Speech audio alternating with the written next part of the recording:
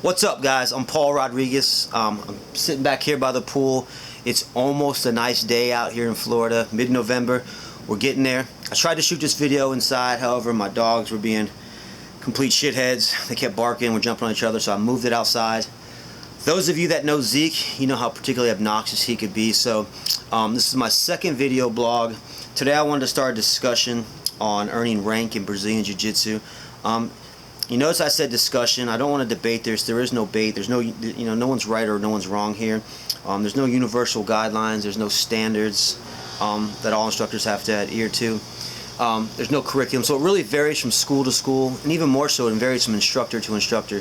So these are the 5 things that I look for. If you train with me, make sure you're paying attention. But I think these are the 5 things that all instructors look for. Some may value some things more than others.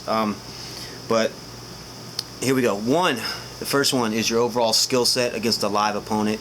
You know, if you're a blue belt, how well you're doing with the purple belts? Are you closing that gap? Are you catching them? Are white belts still, are tough white belts still giving you a run? So that's the biggest thing, is how well you do against a live opponent. Most schools use this as their main form of identifying students for rank and stuff. Is they're watching their guys and, hey, he's doing good with him. So that's the first one. You can go a little deeper in that. You can, I don't require this, but I do value it. Is how well do you do with people from other schools, and you can test that out by going to tournaments and grappling tournaments and BJJ competitions and stuff like that. So some schools do require that. Some instructors do require their students to compete. I don't. I do value it, but that could be a little tricky. That's for a different blog with all the sandbagging and people being held back just to compete. That could be a little tricky, but how well do you do against a live opponent? Second, your BJJ knowledge. How much do you know? What's your mat IQ? Do you understand philosophy? Do you understand strategy? How many techniques do you know?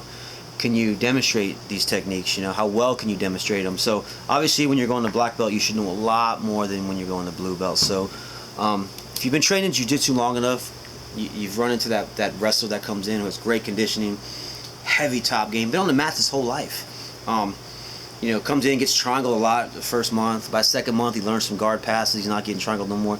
By the third month, he's all over. By the 4th month, he knows some submissions, and now he's beating your blue belts in 5 months. Do you promote him to blue belt?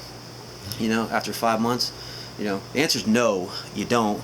You make him learn the Ezekiel and the bow and arrow and the cross choke and the oompa and stuff like that before you promote him. Even though his skill set may already be there, his knowledge isn't there yet. So that's the second one. I tell my guys all the time, if John Jones was to walk into my academy, I'm retiring from the UFC, I just want to learn jiu-jitsu, and not just my academy, if he walked into any academy, he would probably maul your average purple belt. Now, not the world champs, obviously, not even the guy, the BJJ heads who train, BJJ his life, those guys would still, beat him, and the world champs would school him. But your average purple belt in the country, he would probably maul him, And in a few months, 4 or 5 months, once he learns how to break grips in the spider guard and stuff like that, and learns how to control some things, he's going to be all over these guys. Just with a phenomenal athlete he is, wrestling his whole life, do you give him a purple belt, after a few months? Do you give him a brown belt after a few months when he's beating all the average purple belts? Obviously the answer is no, the MMA community, actually the BJJ community took a little black eye on this. There's a lot of controversy a couple years ago when Daniel Cormier, UFC champ, Olympian, he went from white to brown belt. And a lot of people were outraged by that, and deservedly so, but the guy's probably a monster on the mat. He probably beats fucking, he's probably a monster on the mat, but people were outraged because he didn't have the necessary knowledge and didn't put the hours in, to earn the rank. So that's what brings me to the third one, is how many hours are you putting in? Now, this may be the most important one, and this is kind of arguably the most controversial one too, because, some people come up to me and say, okay, so if I do 2 hours a week for 10 years, will I get my black belt? Is that all I gotta do? And I'm like, well, no. But the answer is really yes. Because if you come for 10 years, 2 hours a night for 10 years, those first 2 things I talked about, skill and knowledge, will fall into place. Even with a shit instructor at a shit school, those 2 things will still fall into place, unless you get hurt, even through trial and error. So you'll probably still get there, So hours on the mat is probably the most important thing, like that 10,000 hours to mastery rule. it might not be 10,000 hours, but it's a fucking lot, you know, to master something. So, and jiu-jitsu is not an exception. So, even these guys that got their black belts in 3 or 4 years, they put the, like, I know for a fact how much they were training. Like BJ Penn, Salo Ribeiro, Cobrinha. These guys put their hours in. They probably did more hours than the guys who come for 2 times, 3 times a week for 10 years. The amount of hours these guys put in. That's why I always say how many hours you put in. And kudos to you instructors who are logging your students' hours, you know, because that's ultimately what's more important. You know, I have students that have trained for 3 or 4 years that have done more hours than people who've trained 5 or 6 years. So, you know, years can be deceptive. How many hours you put on the mat. You do those things and things will probably fall in line. It's a good objective measure to your skill and your expertise, you know.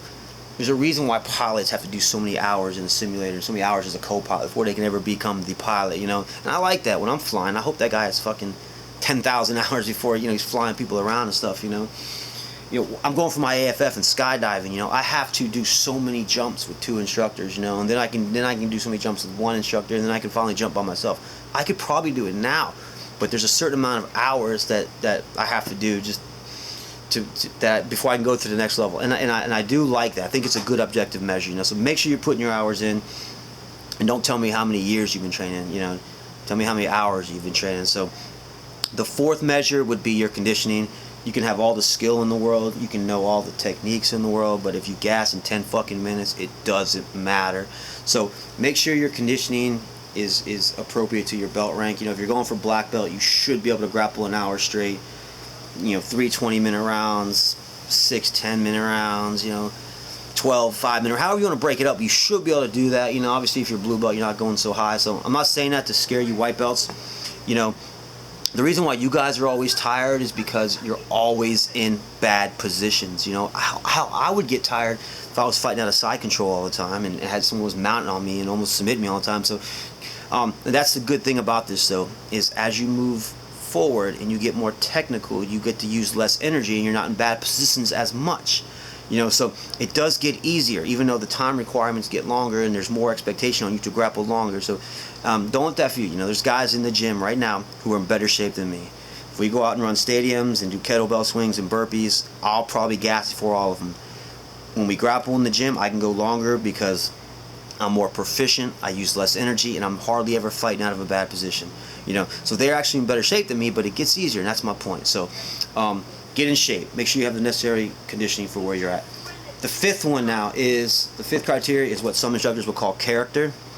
Your loyalty, your sportsmanship, you name it. Are you a dickhead? Are you a good dude? So this is particularly important as you move up in ranks. Nobody wants to promote a shithead. So those are the 5 criteria: your overall skill set, your overall knowledge, how many hours you're putting in, your conditioning, and honestly, you know, are you a douchebag? So, like I was saying before, there's no right or wrong, you know, answer here.